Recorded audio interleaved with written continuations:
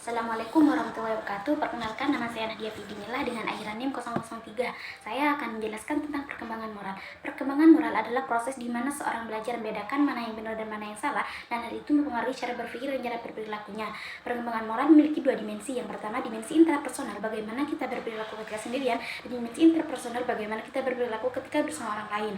Selanjutnya, pemikiran moral. Pemikiran moral adalah proses orang dalam menilai suatu tindakan. Jadi ini lebih ke bagaimana seorang berpikir dalam situasi berdasarkan moral.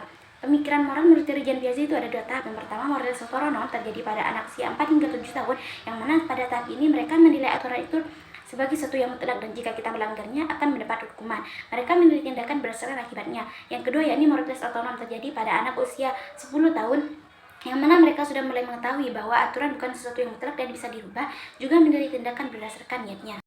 Selanjutnya, pemikiran moral menurut teori Kohlberg itu ada 3 tingkatan dengan 2 tahap di setiap tingkatannya.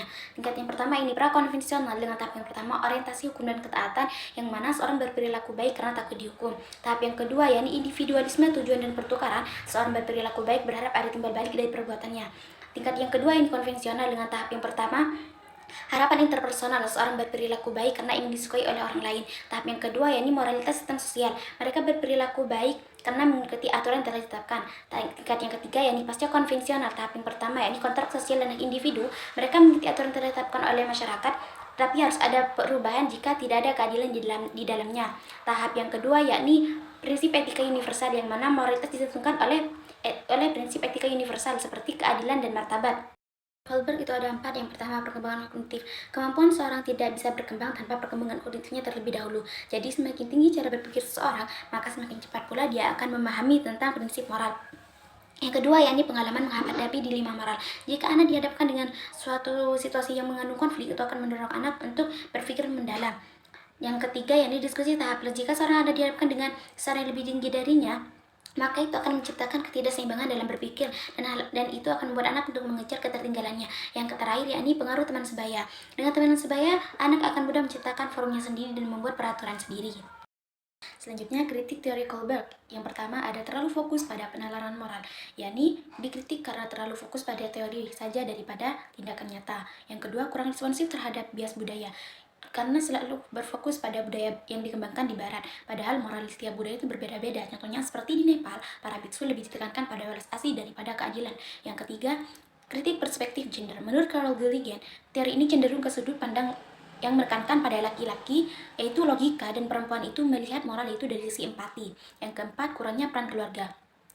Ini dikritik karena keluarga kurang berperan dalam perkembangan moral anak, padahal keluarga itu menjadi sarana pertama juga yang bisa membantu perkembangan moral anak.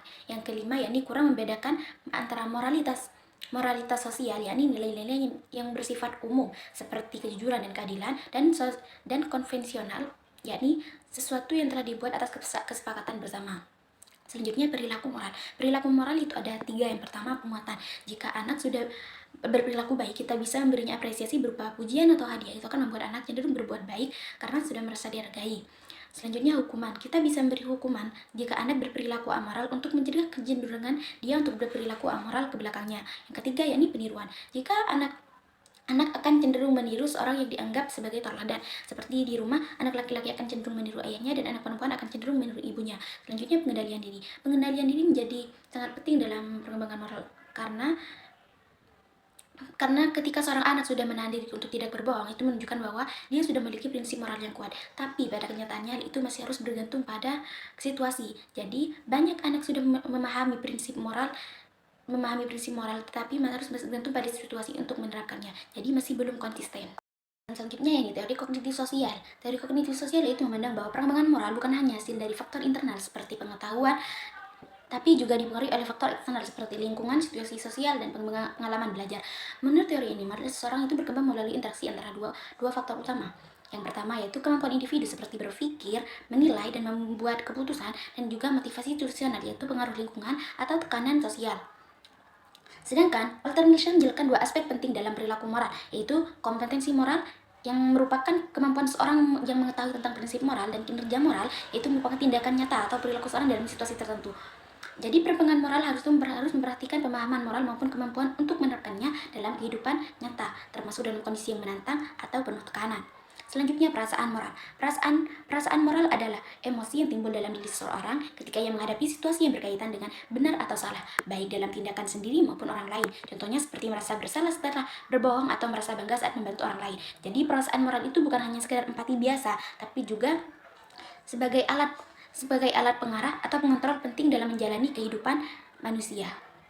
Selanjutnya, teori psikoanalitik. Menurut teori psikoanalitik yang dikembangkan oleh Sigmund Freud, perilaku moral seorang sangat dipengaruhi oleh struktur kepribadian, khususnya oleh superego. Freud membagi kepribadian manusia itu menjadi 3 bagian. Yang pertama ada ID, yakni bagian naluri yang mengejar kesenangan tanpa mempertimbangkan benar atau salahnya. Yang kedua yakni bagian yaitu ego, bagian yang realistis yang dia menjadi penengah antara ID dan realita. Yang ketiga yakni superego, yakni bagian dari kepribadian moral yang mewakili nilai-nilai norma atau hati nurani. Jadi, menurut Freud, dasar perilaku moral bukan hanya pemikiran rasional, tetapi juga dorongan emosional dalam bentuk rasa bersalah dan yang berasal dari superego. Nah, superego ini terus memantau dan mengajarkan manusia agar bertindak sesuai dengan nilai moral yang telah ditanamkan oleh lingkungan sejak dini. Selanjutnya yang empati. Empati adalah kemampuan seorang untuk merasakan dan memahami perasaan, pikiran, dan pengalaman orang lain seolah-olah itu terjadi pada dirinya sendiri.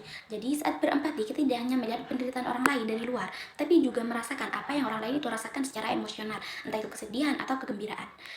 Selanjutnya, proses empati. Proses empati itu ada 4 tahap. Yang pertama, empati global terjadi pada 0 sampai 1 tahun bayi. Pada tahap ini bayi hanya menangis saat orang lain menangis, jadi mereka belum sadar atas perbedaannya. Yang kedua yakni 1 sampai 2 tahun atau disebut dengan empati awal, yang mana mereka sudah mulai menghibur diri, tapi masih egosentris. Mereka masih belum bisa membedakan cara berpikir dari sudut pandangnya dan dari sudut pandang orang lain. Yang kedua yakni usia dini atau TK terjadi pada usia 3 sampai 6 tahun atau empati emosional dasar, yakni mampu membedakan emosi orang lain, mulai mengerti situasi. Selanjutnya 10 sampai 12 tahun atau disebut empati kognitif dan sosial, yang mana pemahaman perasaan kompleks bisa menempatkan diri dalam posisi orang lain. Jadi empati ini berkembang bertahap seiring pertumbuhan otak, pengalaman sosial, dan interaksi emosional anak dengan lingkungan. Sekian dari saya. Wassalamualaikum warahmatullahi wabarakatuh.